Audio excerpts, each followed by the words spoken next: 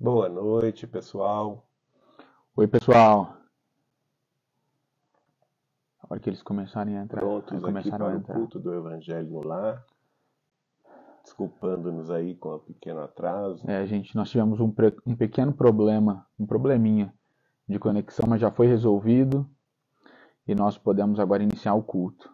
Já tem bastante gente entrando. Boa noite, boa Boa noite. Ó, noite. vi a fotinha da Paula ali. Oi, Oi, Paula. Paula. Boa noite. Gente, vocês que já entraram, se vocês puderem dar um retorno sobre o nosso áudio, o som está bom. Alguém já falou, ótimo. Boa noite. Boa noite. Bom, gente, então nós estamos no nosso primeiro culto do Evangelho no Lar do ano de 2024, culto de número 49. Graças a Deus, nós já percorremos muitas semanas aqui fazendo o Evangelho. Áudio aqui é a Paula.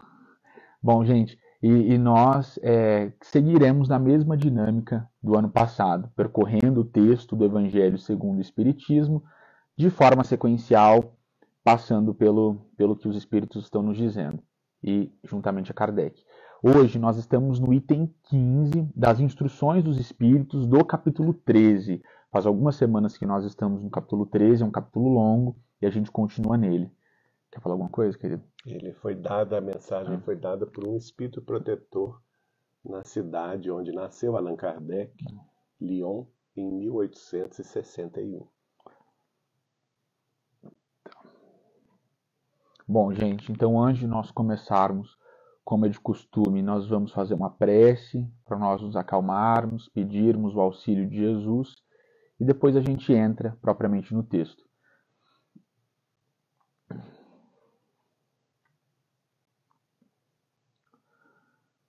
Nosso Deus, nosso Pai, de infinito amor, de infinita misericórdia, de infinita justiça, inteligência suprema, causa primária de todas as coisas.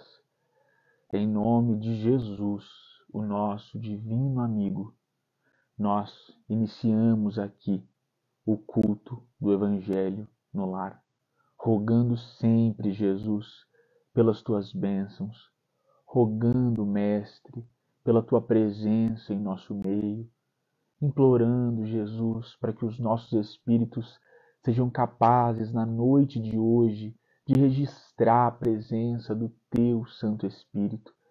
Nós só podemos, Jesus, agradecer o início desse ano por todas as bênçãos que o Senhor tem nos concedido. Agradecer, Mestre, porque hoje, no dia 4 de janeiro de 2024, nós estamos reunidos aqui para o culto, que não tem nenhum outro objetivo, Mestre, que não aproximar os nossos corações do teu coração. Nós te amamos muito, Jesus, e com muita honestidade nós dizemos que é a vontade sincera dos nossos corações trabalhar aqui na terra para tentar aproximar o nosso espírito do teu. Nós queremos, Mestre, nesse sentido, pedir para que o Senhor abençoe o nosso ano de 2024 com muito trabalho na tua santa seara cristã. O trabalho, Jesus, que dignifica tanto as nossas vidas materiais como nos traz a redenção espiritual pela qual nós tanto ansiamos. E assim, Mestre, para abrir o culto, o primeiro culto do ano, nós nos dirigimos ao Senhor nos mesmos termos que um dia o fez Francisco de Assis. Senhor, fazei de todos nós que estamos aqui instrumentos de vossa paz. Onde houver ódio, que nós levemos o amor. Onde houver ofensa, que nós levemos o perdão. Onde houver discórdia, que nós levemos a união. Onde houver dúvida, que nós levemos a fé. Onde houver erro, que nós levemos a verdade. Onde houver desespero, que nós levemos a esperança. Onde houver tristeza, que nós levemos a alegria. Onde houver trevas, que nós levemos a luz. Ó Mestre, fazei com que todos nós procuremos mais consolar que sermos consolados, compreender que sermos compreendidos, amar que sermos amados, pois é dando que se recebe, perdoando que se é perdoado, e é morrendo que se vive para a vida eterna. Mais uma vez nós te dizemos que te amamos muito, Jesus. Pedimos sempre o trabalho e uma atitude mental que nos torne capazes de realizar todo e qualquer trabalho confiado a nós pelo teu coração. E assim, Jesus, de joelhos, lembrando a tua imagem, com muita gratidão e com muita vontade, nós todos dizemos: Ave Cristo, os que aspiram à glória de servir em teu nome, te glorificam e te saúdam. Sê conosco, Mestre, hoje e para todo sempre. Que assim seja. Que assim seja. Bom, pessoal, então começa a mensagem do Espírito Protetor dizendo: meus caros amigos, todos os dias ouço algum de vós a dizer: sou pobre, não posso fazer a caridade. E todos os dias vejo que faltais com a indulgência aos vossos semelhantes. Nada lhes perdoais e vos arvorais em juízes muitas vezes severos, sem querer de saber se ficaríeis satisfeitos, caso procedessem convosco do mesmo modo. A indulgência não é também uma caridade? Vós que apenas podeis fazer a caridade praticando a indulgência, fazei-a ao menos, mas fazei-a largamente. Olha, No que respeita à caridade material, vou contar-vos uma história de outro mundo. Bom, então aqui ele já vai nos mostrando que a caridade não é simplesmente dar bens materiais. A caridade material ela é necessária, tendo em vista que nós ainda vivemos num planeta de expiações e de provas, com muitas almas queridas, espíritos reencarnados na prova da miséria, na prova da pobreza, da escassez. Né? Muitos deles tiveram excessos na vida anterior, então estão expurgando esses males, excessos que não foram bem conduzidos, não foram bem distribuídos. Muitas vezes viveram no fausto, no desperdício das grandes cortes espalhadas pelo mundo, as cortes dos imperadores, as cortes dos reis, das rainhas, muitas vezes sem trabalho útil que os dignificasse perante a lei divina, apenas usufruindo de benesses materiais para próprio gozo e o gozo de suas próprias famílias, e naturalmente que a pena de talião, não é? Ela se estabelece. A lei da justiça divina, o Instituto Universal da Justiça Divina, corrige todo e qualquer excesso através da reencarnação, facultando a esses espíritos experienciar a outra face da mesma moeda, que é a miséria, que é a escassez, que é a pessoa necessitar de um auxílio de terceiros e muitas vezes nem recebê-lo. Então é uma necessidade no mundo em que nós vivemos, especialmente nos países em desenvolvimento, nos países do terceiro mundo, os países mais pobres, que aqueles que mais têm dividam, deem recursos, deem trabalho, deem oportunidades para aqueles que muito pouco têm ou nada têm. Então ele não está isentando-nos de fazer responsavelmente esta caridade material. Mas ele está dizendo, muitas das pessoas que não têm recursos, que são chamadas pobres no mundo, isso é muito comum a gente ouvir, né? Eu sou tão pobre, eu não posso dar nada. Né? Sou pobre, não posso fazer a caridade. Mas não, pode sim, porque ele está enfocando uma outra caridade, que é a caridade da indulgência. E é sobre ela que o João Pedro vai comentar.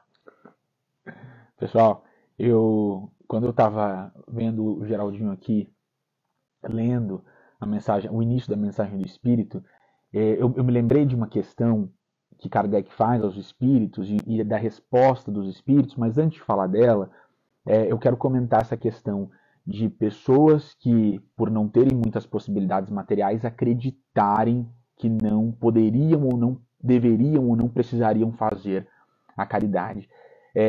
Essa questão do engano, ela precisa ser avaliada com muita responsabilidade pelas nossas consciências, porque Será que existe mesmo a crença de que eu não tenho, portanto eu não deveria, ou portanto eu não preciso, ou portanto eu estou isento de praticar a caridade?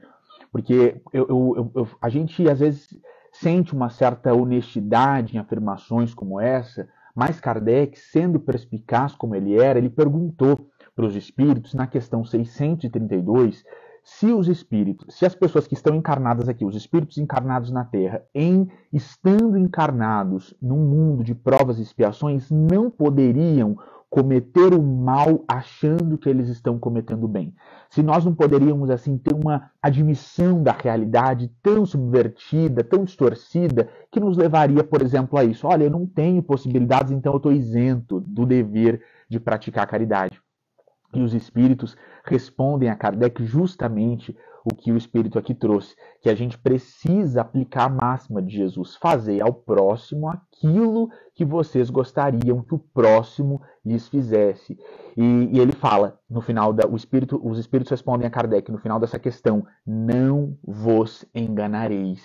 Então, no fundo, a gente tem a lei de Deus na nossa consciência, como os espíritos falam para Kardec na 621, e nós sabemos qual é o caminho a seguir. E dentro da nossa vida prática, a gente sente a necessidade real de praticar indulgência, de ser caridoso nas palavras, e quando nós não agimos dessa forma, especialmente nós que somos espíritas, certamente a gente fica com a consciência culpada. Então, não há meios de trazer um subterfúgio que faça isso fazer sentido. Não preciso praticar a caridade. Porque, como nós já falamos muito nas últimas semanas, as formas de praticar a caridade são muito múltiplas. E a forma de caridade material é apenas uma delas, e um tipo de caridade muito difícil de praticar com honestidade. A caridade moral, como o Geraldinho trouxe, a questão da indulgência, ela geralmente tem bastante verdade quando praticada. Por quê? Mesmo que a gente não sinta no fundo dos nossos corações aquilo que a gente está fazendo para o outro, no sentido de eu ajo aqui com o Geraldinho com indulgência, mas na verdade eu tô com vontade de agir com muita raiva.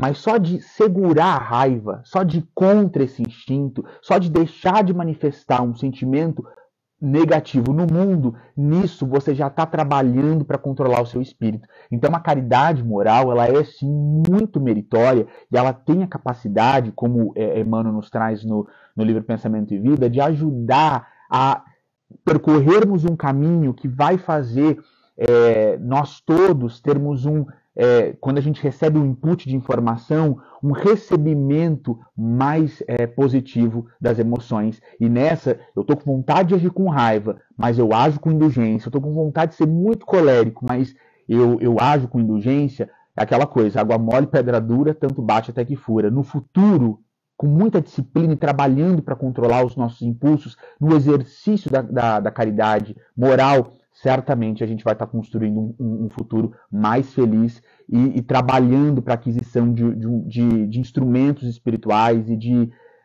emoções mesmo mais positivas. O caminho é esse. E aqui também tem a questão da indulgência para com as faltas alheias, né? Você muitas vezes observa o mau proceder de outras pessoas.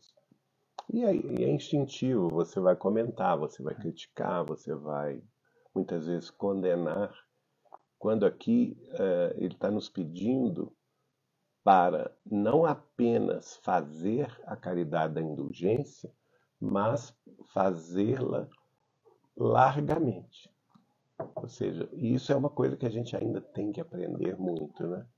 A gente tem o mau veso de comentar sobre os acontecimentos da vida social, política, econômica, até mesmo da vida familiar, da vida profissional, junto àqueles que trabalham na nossa atividade, dentro também das escolas religiosas às quais pertencemos, né? Temos o mau veso de criticar esta ou aquela pessoa devido ao mau proceder dela, e não que a gente vá fechar os olhos à realidade, porque isso aí é um problema também, né? A gente tem que ter os olhos muito abertos Caso contrário, Jesus não nos recomendaria sermos prudentes como as serpentes, né? Ele fala ser de mansos como os cordeiros, mas prudentes como as serpentes. Então, significa que a gente pode sim observar o mal proceder alheio, até mesmo para a nossa própria correção, para dizer assim, olha, eu não quero que se faça comigo aquilo que aquela pessoa está realizando. Então eu não vou agir daquela maneira também, que eu não desejo que eu seja tratado dessa maneira. Então eu vou diminuir a minha possibilidade ou a minha chance de agir daquela mesma maneira, vigiando os meus próprios passos. E é por isso que Jesus nos recomendou: olhai, vigiai e orai. Tem um dos evangelistas fala assim, e outro fala: vigiai e orai para não cair em tentação. Porque no fundo, aquilo mesmo que você está olhando, observando nos outros e criticando nos outros, algum tempo depois você mesmo vai queimar sua língua, né? Muitas vezes você vai agir daquela mesma forma. Então, por isso que a caridade da indulgência, ela precisa ser praticada largamente, segundo o Espírito Protetor. Você quer ler a próxima parte? Então começa aqui, ó. Tá. O Espírito continua. No que respeita à caridade material, vou contar-vos uma história do outro mundo. 2 homens acabavam de morrer. Deus havia dito: enquanto esses 2 homens viverem, colocar-se-ão em sacos diferentes as boas ações de cada um deles, para que sejam pesados por ocasião de sua morte. Quando ambos chegaram aos últimos momentos, Deus ordenou que lhe trouxessem os 2 sacos. Um era volumoso e estava cheio, deixando ressoar o metal que o enchia. O outro era pequenino e tão vazio que se podiam contar as moedas que continha. Este é meu, disse um. Reconheço, fui rico e dei muito. Eis o meu, disse o outro. Sempre fui pobre. Quase nada tinha para repartir. Mas, surpresa! Postos os 2 sacos na balança, o mais volumoso se revelou leve, mostrando-se mais pesado o pequeno, tanto que se elevou muito primeiro no prato da balança. Deus então disse ao rico: deste mundo é certo, mas deste muito. Desculpa, pessoal. Deste muito, é certo, mas deste por ostentação, e para que o teu nome figurasse em todos os templos do orgulho, e ademais, dando, de nada te privaste. Vai para a esquerda e fica satisfeito por te serem contadas as tuas esmolas para alguma coisa. Depois disse ao pobre: tu deste pouco, meu amigo, mas cada uma das moedas que estão nesta balança representa uma privação para ti.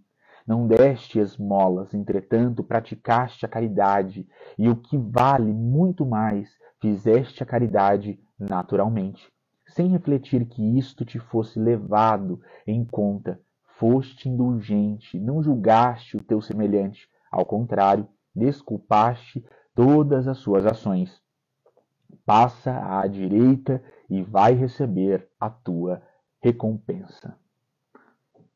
Isso faz lembrar muito, né, João Pedro, o óbolo da viúva, a parábola do óbolo da viúva. O João Pedro pode nos contar aí com mais eficiência esse trecho. Está no Evangelho de Lucas, né? No Evangelho de Lucas, pessoal. É muito interessante quando Jesus traz essas figuras para a gente, e o óbolo da viúva é muito significativo, e há muitos estudos teológicos sobre o óbolo da viúva, inclusive para pensar o óbolo da viúva como algo que traz, uma passagem que traz princípios norteadores de todo o Evangelho. Quando aquela viúva, né, coloca 2 moedinhas no gasofilácio, que é um tanque assim de metal para receber as ofertas, Jesus fala que ela fez mais do que todos aqueles que estavam colocando grandes fortunas ali naquele tanque de ofertas. E é muito interessante porque na tradição do judaísmo a gente entende que quando as pessoas colocavam muitas moedas, fazia muito barulho. Então aquelas pessoas vaidosas gostavam muito de colocar muitas moedas. Imagina Jogar aquele lá, né? barulho de moeda caindo no metal. Então eles adoravam chegar lá e muita moeda caindo dentro daquela caixa de ofertas. E a viúva, ela coloca duas moedinhas. Então, quando a gente entende o contexto histórico dessa passagem bíblica do Evangelho de Lucas, desse relato de Lucas, a gente percebe que ela enfrentou a humilhação. O início é esse. Ela enfrentou a humilhação de fazer o barulho de apenas duas moedinhas para dar oferta. Então começa por aí. Ela sabia que ela seria humilhada, porque todo mundo perceberia que ela colocou muito pouco, e mesmo assim ela segue em frente. E para além disso, o próprio Cristo olha para os discípulos e fala: vejam, porque eu digo a vocês que esta mulher deu mais do que todos os outros, porque ela deu tudo que ela tinha, né? Que é o que o Espírito também está dizendo aqui. Daquilo que lhe faltava. Aquilo que lhe faltava. Então ela dá tudo que ela tinha, aquilo lhe faria falta. Então a vontade de ajudar dentro do templo, né, as outras pessoas que poderiam ser beneficiadas com aquelas duas moedinhas, a coragem de enfrentar a humilhação e mesmo assim levantar e colocar apenas duas moedinhas. É uma mulher muito impressionante. E antes de passar aqui para o Geraldinho fazer comentários sobre o texto específico aqui do Evangelho, é muito interessante porque o óbolo da viúva é uma passagem que mostra para a gente que a proporcionalidade, a razoabilidade são princípios norteadores do Evangelho. Então, no Evangelho, quando nós estamos fazendo análises cristãs, a gente não pode olhar quantidade. A gente precisa fazer uma análise multifatorial daquele contexto de caridade para saber se aquilo tem valor espiritual ou não. A pessoa, pessoal, pode estar dando uma casa, mas se ela faz aquilo com orgulho, certamente é o que Jesus fala aí no Evangelho de Mateus, no capítulo 5, ela já recebeu a recompensa, que foi o orgulho, né, promovido na terra, aquela vaidade satisfeita na terra agora. E aí no Evangelho de Mateus, quando Jesus fala: vós, quando derem esmola, que a tua mão esquerda não saiba o que a direita deu. Façam em segredo, e o vosso Pai, que está nos céus, vos recompensará. Então a gente já conversou muito sobre isso aqui, e o nosso proceder aqui, gente, como cristão, como espírita, tem que ser literalmente: eu quero receber uma recompensa de Deus e não uma recompensa dos homens. Com relação a isso, eu acho que fica bastante claro, né, que a pessoa que tem menos recursos e se priva desses próprios recursos em favor dos semelhantes, o peso espiritual Exato. dessa privação, dessa renúncia, que no fundo isso é uma renúncia. É uma renúncia. É uma renúncia de algo que lhe favoreceria a sua família, os seus entes mais caros, mas que ela pensa que os outros são tão filhos ou tão irmãos Exato, quanto ela Isso tem, mesmo. quanto ela mesma, quanto os filhos dela, né? Então isso há que ter um peso espiritual maior.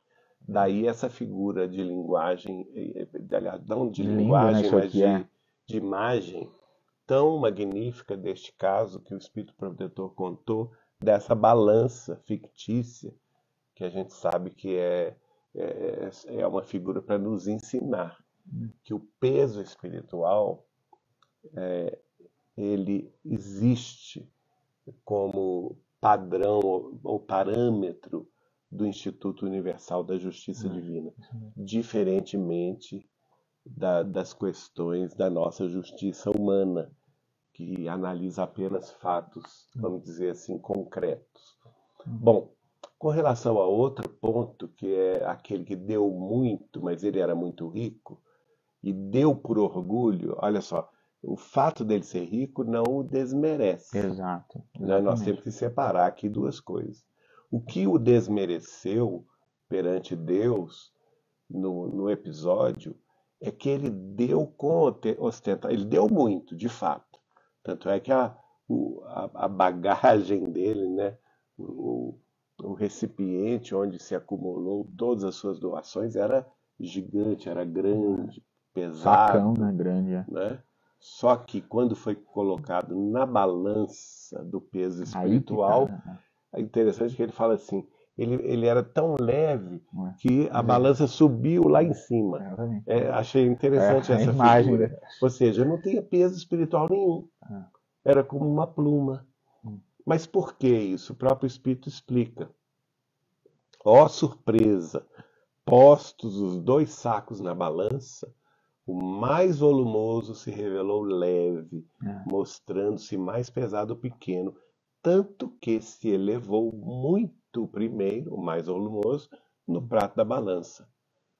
E aí ele mostra o seguinte, que deste muito, é certo, mas Mas, deste por ostentação, e aí? e para que o teu nome, quer dizer, o orgulho, figurasse em todos os templos, e ademais de nada te privaste. Então, essa questão nós observamos muito nas festas natalinas. Ah, é verdade, nossa. Durante o mês de dezembro, eu sei que vocês todos também observaram isso, todas as casas espíritas, todos os templos religiosos Todas as escolas, fazem, né? fazem com seus adeptos a caridade Exato. durante o ano inteiro. E muitas vezes essa caridade é anônima. Agora, nas vésperas do Natal, o que a gente observa? Uma certa fantasia de caridade, que a gente observou até nas ruas de Belo É. Horizonte, onde determinados grupos que nós não víamos durante todo o ano, né, em determinados locais de necessidade, de repente apareceram com banda de música, com Filmando, gente, é muito chato. Né? construindo tablados e Colocando show, colocando som, música ao vivo e, e com filme, com fotografia, registrando sempre. colocando aqueles que estavam recebendo ali um jantar, uma quentinha, uma benesse de Natal, na posição dos humilhados. Pessoal, é muito É triste. triste a Você ter gente que tirar ver uma isso. foto para receber um prato de comida, pelo amor de Deus, gente. Muito triste. E nós somos muito contra. Eu sei que muitas casas espíritas fazem isso no Natal. Filmam a entrega de cestas básicas com aquelas senhoras misérrimas, né? Muitas vezes seminuas, É terrível. aqueles pais de família aflitos. Então eles têm que se submeter a essa filmagem, que é um direito, é até um direito de imagem Não, que está sendo certamente. desrespeitado, Desrespeitado. Ainda mais com a LGPD agora não vigente é? no Brasil. Existe uma nova lei no Brasil, que é a LGPD, Lei Geral de Proteção de Dados, que até impede isso de ser feito. Então vamos ter muito cuidado, pessoal, porque não é por aí. A gente tem que lembrar aquela outra frase de Jesus: não saiba a vossa mão esquerda o que dê a direita. E isso aí tem a ver com o quê? A ver com orgulho, com a Exatamente. exposição, com a fama, com a vaidade da pessoa que quer se mostrar muito boa, não é? Muito generosa. E vamos lembrar que neste caso ela está fazendo bem, está, e a gente deve fazer o bem de qualquer forma. Mas o peso espiritual desse bem é bem pequeno. E ela já recebeu a recompensa. E já recebeu a Que é o que recompensa. Jesus é claro no Evangelho, gente. Se nós lermos capítulo 5, capítulo 6 de Mateus, não restam dúvidas sobre o nosso proceder na hora de praticar a caridade material. Não pode, gente. Porque é o que o Geraldinho está falando. Assim como existe esse orgulho pessoal, existe o orgulho coletivo no nome da instituição. Eu quero que a minha igreja apareça bem, eu quero que o meu centro espírita apareça bem. E não é por aí, gente. Não é por aí. Muito triste a pessoa ser humilhada, pessoal, na hora que ela está com fome, ter que passar por certas coisas para receber, você condicionar, que foi o que a gente viu agora no Natal, condicionar a pessoa a sentar ali, tirar uma foto para receber marmita, para receber uma água, é muito triste, gente. Se fôssemos nós no lugar dessas pessoas, nós gostaríamos de ter que tirar uma foto para de repente um parente que nem sabe que você está na rua, ver que você está na rua, alguém que você conhece. Essa humilhação é muito triste, gente. E vamos ter cuidado, gente, porque realmente eu acho que o caminho que o Espiritismo nos ensina na caridade, segundo o lema que Allan Kardec nos consignou, fora da caridade não há salvação, passa pela discrição, passa pela humildade, Certamente. né? Passa pelo real sentimento de fraternidade, no sentido de que nós todos somos irmãos uns dos outros e devemos tratar aqueles que menos têm, os miseráveis, os pobres do mundo material, ou também os pobres de cultura, Exato. os pobres de espírito, no sentido de conhecimentos Religioso, espirituais, né? Nós devemos tratá-los todos com muita dignidade, como desejaríamos, por nossa vez, ser tratados com indulgência. Também nós não podemos chegar lá e por exemplo, chegar numa região de sombras, aqui na Terra mesmo, que todas as nossas cidades, não, independentemente do país onde moremos, elas existem, né? Aquelas regiões de maior desvios, vamos dizer assim, das drogas e de outras corrupções. Enfim, a gente não pode também chegar ali com aquele olhar crítico, né, condenando, olha, você viu fulano, você viu ciclano como estava, né, que absurdo e tal. Que aí também é aquela caridade que vai queimar a Que pessoa, humilha a que vai pessoa, né? Pelo humilhar amor a de Deus. pessoa. Nós não podemos fazer a caridade repreendendo aquele que está recebendo algum benefício devido à sua conduta. E aí entra a questão do início da mensagem deste Espírito Protetor sobre a necessidade de indulgência. Tanto é que o Espírito termina a mensagem dizendo assim: foste indulgente, não julgaste o teu semelhante. Ao contrário, desculpaste todas as suas ações. Passa à direita e vai receber tua recompensa. E nós sabemos que essa passagem, né, quando o Jesus fala alguma parábola dizendo que aqueles que passam à direita são os escolhidos. Exatamente, é muito legal, gente, porque o Espírito aqui ele faz uma alusão ao capítulo 25 de Mateus, quando Jesus divide, né, aqueles que estariam à direita e aqueles que estariam à esquerda, as ovelhas das cabras, e a passagem, né, uma pequena parábola ali, mas é um dos textos mais icônicos sobre caridade. É porque tive fome, me deram de comer, etc. Vocês conhecem. Então aqui o Espírito usa, né, faz uma alusão aqui a esse outro texto e é muito bonito mesmo. E assim terminamos a análise dessa mensagem do item 15 do capítulo 13 do Evangelho segundo o Espiritismo. Semana que vem analisaremos o item 16. Então a gente agradece muito a presença 11, né? de todos. Dia 11 de janeiro estaremos de volta para a continuidade com o culto de número 50. Pessoal, semana que vem, né, toda quinta, algumas pessoas mandaram mensagem já perguntando. Eu vi que o irmão Roberto, eu vi que você tinha mandado uma questão, como outras pessoas mandaram questões, tanto aí no chat como na caixinha de perguntas, que está aparecendo cheia de perguntas, mas não dá para ler, pessoal. O celular fica longe de onde nós estamos, a gente não consegue ler. Mas, voltando ao que eu estava dizendo, algumas pessoas perguntaram nessa semana, se o evangelho continuaria na quinta, às 8h30, e vai continuar para sempre, gente. Quando nós estivermos aqui, a gente pretende fazer culto do evangelho no lar, quinta-feira, aqui no Instagram, às 8h30. Então, semana que vem, nós estaremos aqui com a força de Jesus. Provavelmente, quando terminarmos o Evangelho segundo o Espiritismo, vamos fazer o estudo sequencial da Revista Espírita, de todas as revistas espíritas de Allan Kardec. Todas as edições. Nós temos aí algumas décadas pela frente. Tem muito livro, gente, para a gente estudar aí. Se Deus quiser. Então agora vamos já nos preparando para a prece final, agradecendo o carinho de vocês todos que estiveram esses minutinhos conosco, neste culto mais amplo do Evangelho de Jesus, reunindo as nossas famílias espirituais pelos laços santos do Espírito. Este lar que não se circunscreve ao lar pessoal meu e do João Pedro, mas cujas paredes se estende aí ao infinito de todos que estão participando conosco presencialmente em outras cidades, em seus próprios lares, em outros estados e até mesmo em outros países, e aqueles também que se incorporarão no futuro próximo, na sequência do culto que fica gravado tanto no Instagram, no YouTube e no Facebook Meta.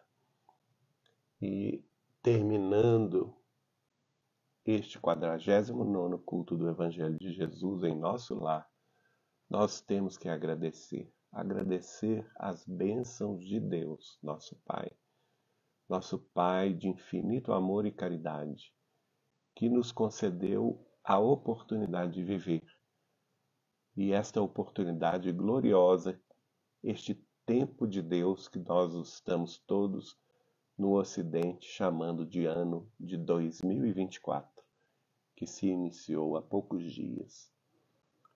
Que todos nós nos lembremos com profunda gratidão tudo que aprendemos e tudo que vivemos no ano que se findou em 2023, mas que especialmente estejamos todos fortalecidos na fé, revestidos de coragem, vestidos de esperança e submetidos à alegria excelsa de vivermos em Cristo Jesus, para que Jesus Cristo viva em nossos corações, em cada dia deste novo ano, em cada semana, em cada tarefa, em cada oportunidade de abraçarmos familiares e amigos, companheiros de trabalho e companheiros de fé, em cada oportunidade de realizarmos qualquer trabalho útil, sob a coordenação espiritual superior. Louvemos a Deus, nosso Pai, que Deus seja louvado, que Jesus, nosso Mestre e Senhor, esteja presente em nossas vidas, vivendo portas adentro de nossos corações, reformando nossas emoções, lapidando os nossos sentimentos, para que da pedra bruta das emoções primevas possamos nós, passo a passo, oferecer a Deus um brilhante de amor e de esperança, de alegria e bom ânimo, de fé e renovação espiritual.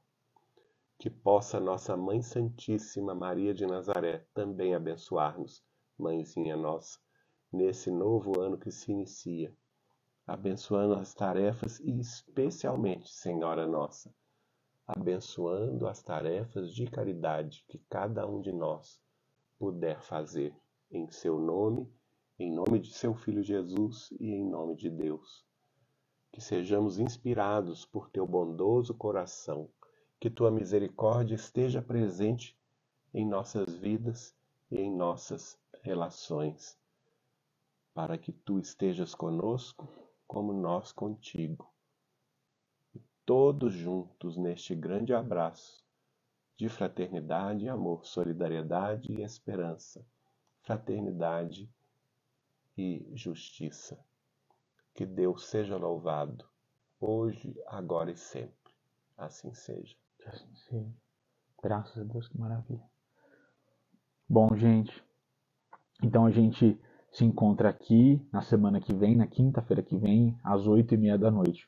Abração, pessoal. Beijo, gente.